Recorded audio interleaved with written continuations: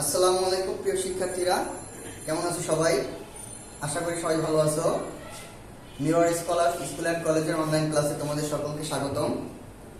আজকে আমরা হাজির হয়েছি পঞ্চম শ্রেণীর ইংলিশ টেক্সট বুকের ইউনিট 11 থেকে লেসন 4, 5 এবং লেসন 6, 7 নিয়ে। আজকে আমরা এই যে ইংলিশ বইয়ের লেসন 4, 5 এবং 6, 7 আলোচনা করব। তোমরা অলরেডি মনিটর স্ক্রিনে দেখতেই পাচ্ছ, আমরা হেডলাইনটা সুন্দরভাবে লিখে দিয়েছি। দেখে তোমরা বুঝে ফেলেছো যে আজকে আমরা কি বিষয় নিয়ে আলোচনা করব। তো দেখো সবাই, তোমাদের টেক্সট বুকটা তোমরা সবাই হাতের কাছে নিয়ে নাও, তাহলে তোমাদের জন্য একটু সুবিধা হবে।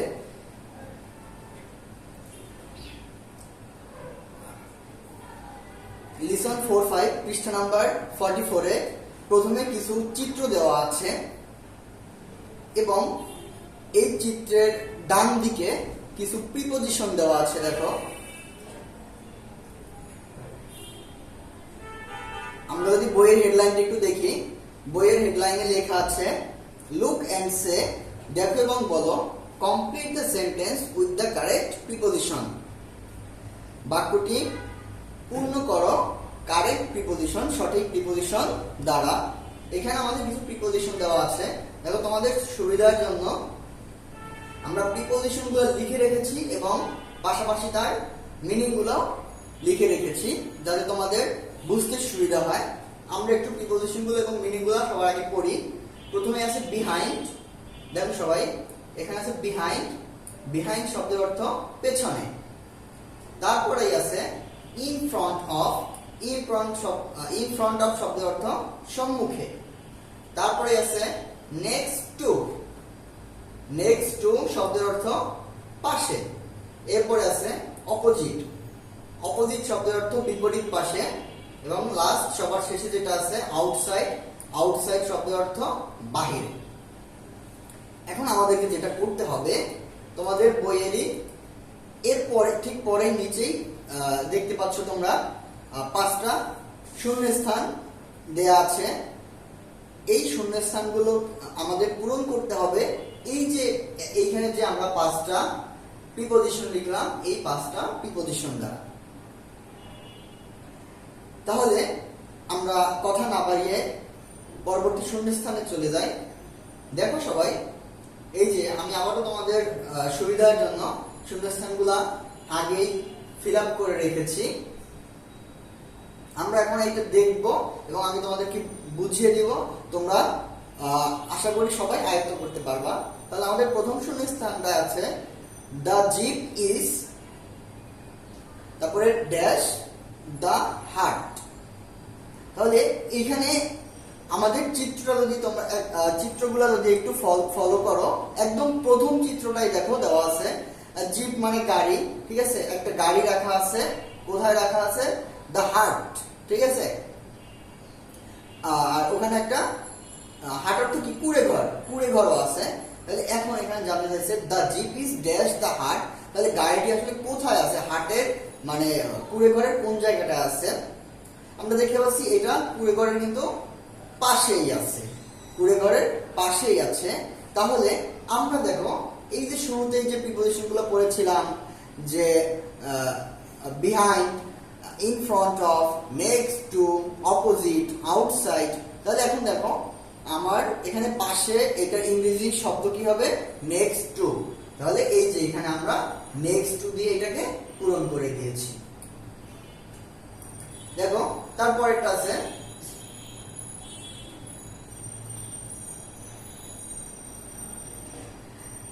the school is dash the park.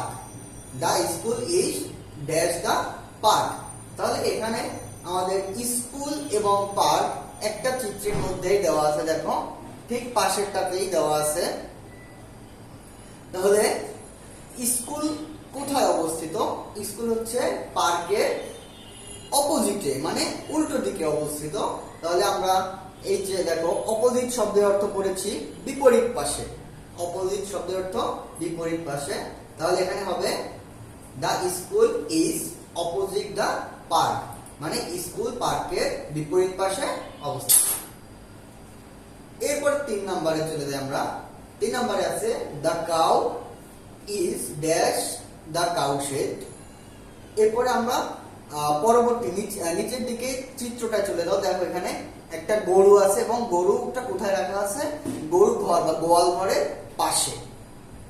ঠিক আছে, গরুটা গোয়াল ঘরের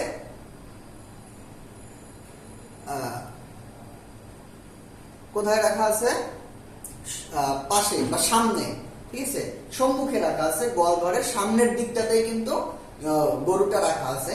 তাহলে আমরা সামনে বা সম্মুখে এর ইংরেজি প্রিপোজিশনটা কি করেছি আমরা? এর ইংরেজি প্রিপোজিশন ছিল ইন ফ্রন্ট অফ। ঠিক আছে, দেখো তাহলে এজন্য আমরা এখানে শূন্যস্থানে ইন ফ্রন্ট অফ দিয়েটাকে পূরণ করেছি। তাহলে আমাদের পুরো সেন্টেন্সটার মিনিং কি দাঁড়ায়? মিনিং দাঁড়ায় the cow is in front of the cow shed, মানে গরুটা গোয়ালঘরের সামনে অবস্থিত। এরপর পরের শূন্যস্থানটা চলে যাই আমরা। The girl is dash the tree. The girl is dash the tree. একদম ডান পাশের চিত্রটা তোমরা দেখো, খেয়াল করো। এখানে একটা বালিকা কোথায় আছে? একটা গাছের পেছন দিকে, কিন্তু একটা গাছের পেছন দিকে আছে। তাহলে এখানে আমাদের শূন্যস্থানটা কি দিয়ে পূরণ করতে হবে? The girl is behind the tree.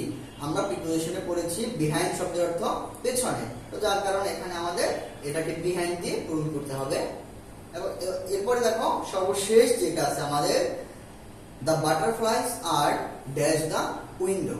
The butterflies are dash the window. এখানে দ্য বাটারফ্লাই অর্থ কি? প্রজাপতি। আর ড্যাশ দ্য উইন্ডো, জানালার কোন দিকে প্রজাপতি আছে?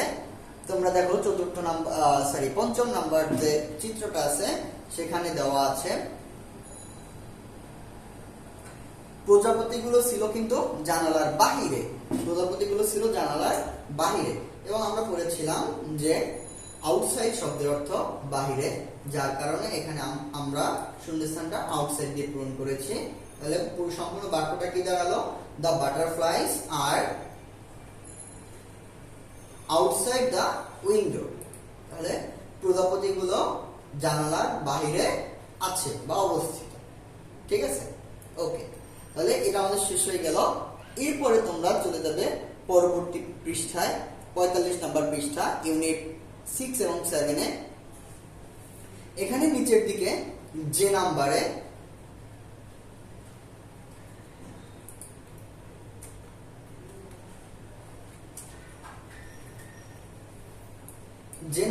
আছে, দেখো কিছু প্রশ্ন আছে এখানে।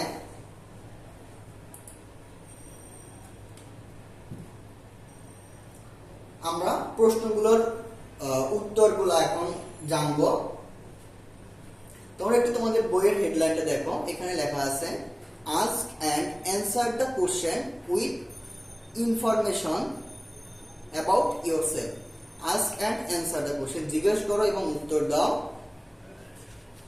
অ্যান্সার দ্য কোশ্চেনস, প্রশ্নগুলোর উইথ ইনফরমেশন অ্যাবাউট ইয়োরসেলফ, তোমার সম্পর্কে তথ্য দিয়ে প্রশ্নগুলোর উত্তর দাও।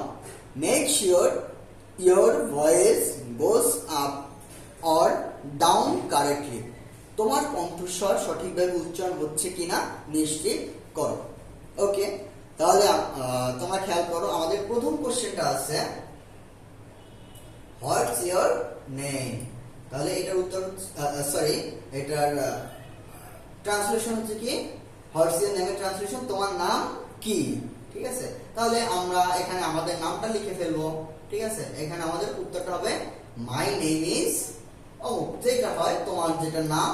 ঠিক আছে, আমি ধরো এখানে আমার নামটাই লিখলাম।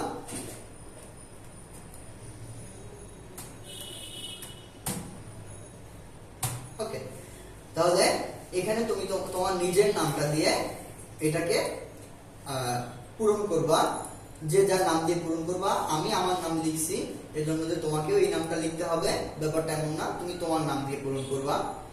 ওকে, এরপর আমরা 2 নম্বর প্রশ্নে চলে যাই। 2 নম্বর প্রশ্নে কি আছে দেখো সবাই। Do you want to play a game? তুমি কি খেলা খেলতে পছন্দ করো? Sorry, do you want to play a game? তুমি কি খেলা খেলতে চাও?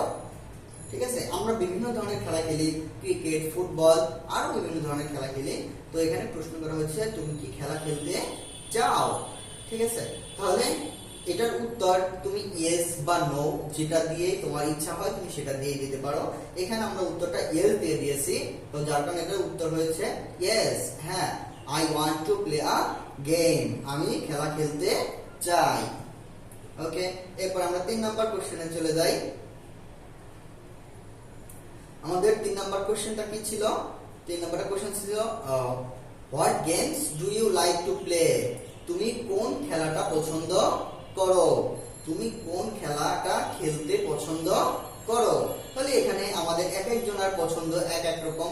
ঠিক আছে, যেমন এখানে আমি লিখেছি I like to play football, I like to play football. এখানে ফুটবলের জায়গায় তোমরা অন্য কিছুও লিখতে পারো, ক্রিকেট, ক্যারাম, ভলিবল, হকি। ঠিক আছে, তোমার যেটা ভালো লাগে তুমি এখানে সেটা লিখবা। ওকে, এরপরে আমরা পরবর্তী প্রশ্নে চলে যাই। পরবর্তী প্রশ্ন করেছে is your family from Sylhet? তোমার ফ্যামিলি কি সিলেটে থাকে?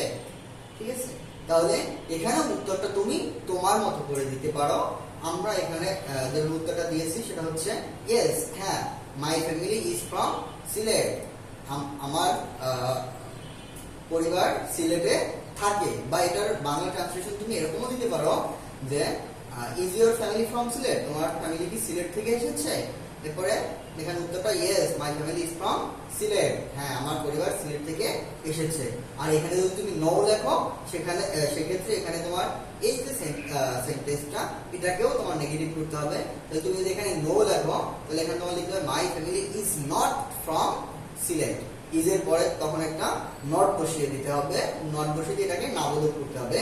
আর এখানে তো তুমি ইয়েস এর পরিবর্তে তখন নো বসাই দিবে। ওকে, এরপর আমরা 5 নাম্বার কোশ্চেনে চলে যাই। এখানে বলছি ক্যান ইউ স্পিক ইংলিশ? তুমি কি ইংলিশ বলতে পারো? Can you speak English? তুমি কি ইংলিশ পারো? এরপরে অ্যানসার দিয়েছি হ্যাঁ, আই স্পিক ইংলিশ, আমি ইংলিশ পারি।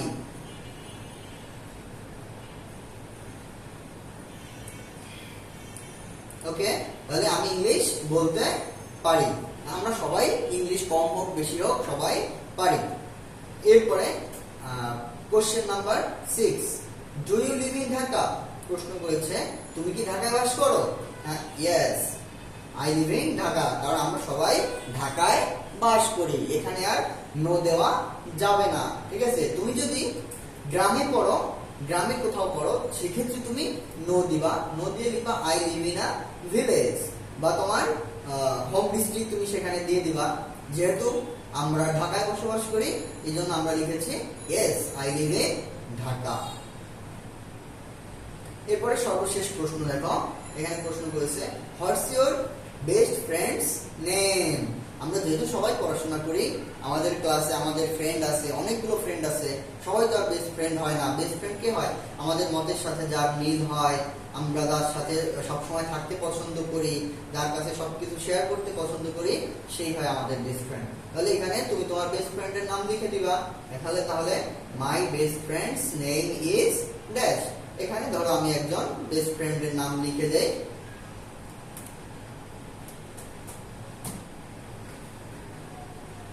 তাহলে দেখো এখানে আমি একজনের নাম লিখে দিলাম, তুমি তোমার বেস্ট ফ্রেন্ডের নাম লিখে দিবা।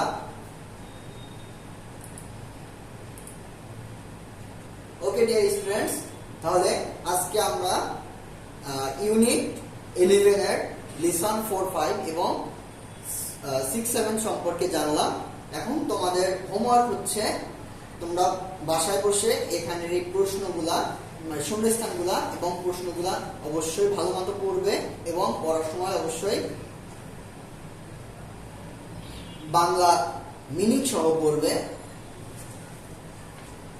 এরপরে তোমরা ভিডিওর হেল্প নিয়ে এগুলোর অ্যান্সার করার চেষ্টা করবে। ঠিক আছে, অ্যান্সার করলে অবশ্যই আমাদেরকে হোয়াটসঅ্যাপে পাঠিয়ে দিবে। আমরা তোমাদের অ্যান্সারগুলো চেক করে তারপরে তোমাদেরকে আবার ফিডব্যাক দিব যে কারটা কত বেশি সুন্দর হয়েছে। ঠিক আছে, ওকে, তাহলে আজকের ক্লাস আমাদের এতটুকুই। ভালো থাকো সবাই, আল্লাহ হাফেজ, আসসালামু আলাইকুম।